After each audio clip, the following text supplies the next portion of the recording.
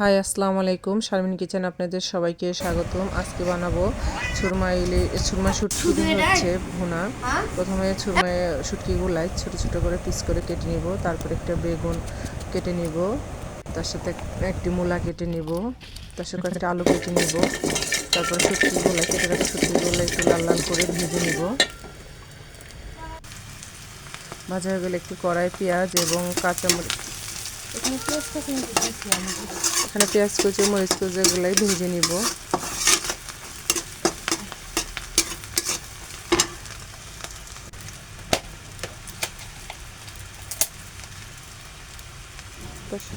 কয়েকটি তেজপাতা দিয়ে নিব, তারপর কিছু জিরা দিয়ে দেব।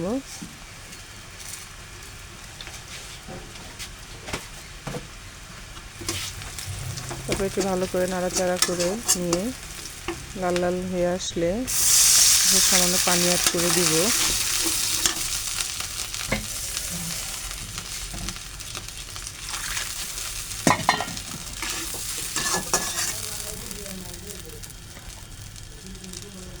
তারপরে এর সাথে দিয়ে দিব বাটা খোসা,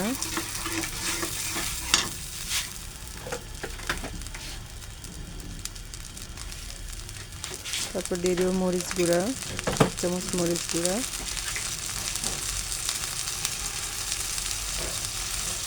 ধনে গুঁড়া,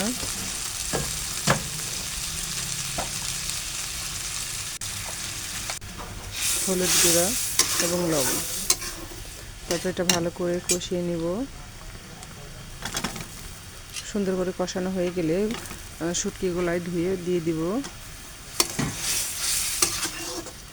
তারপর শুটকিগুলো ভালো করে কষিয়ে নিতে হবে, যেন এর গন্ধটা চলে যায় কাঁচা। তারপরে সাথে সবজিগুলো অ্যাড করে দিব, করে দিয়ে এটা সবজিগুলো খুব দুটা মিশিয়ে নিব।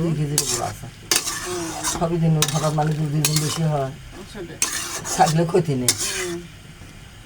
শুটকি গেলে কেমন তখন ভালো লাগবে। তারপরে একটা ঢাকনা দিয়ে ঢেকে রেখে দেব।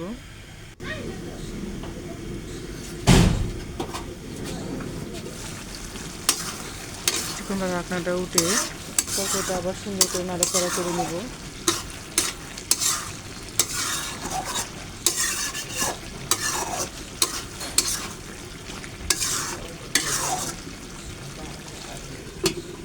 খুব সুন্দর করে যখন কষানো হয়ে যাবে, তারপর আবার একটু ঢাকনা দিয়ে ঢেকে যখন এরকম খালি এমনি ভালো লাগে না, এটা ভালো লাগে। হ্যাঁ, এমনি খালি শুটকি ভালো লাগে আর একটু ভালো লাগে না আমার কাছে।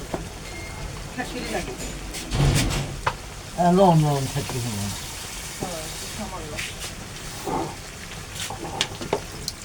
করতে কম হচ্ছে কাঁচা বোতল সামান্য পরিমাণ কিছু পানি অ্যাড করে দিব। কম হয় কালকে আসার দিলেই হবে। হ্যাঁ, বিরিয়ানির সাথে একটু সামান্য দিবেন, ঘাটির সাথে। এরপর এটা ঢাকনা দিয়ে ঢেকে দিব।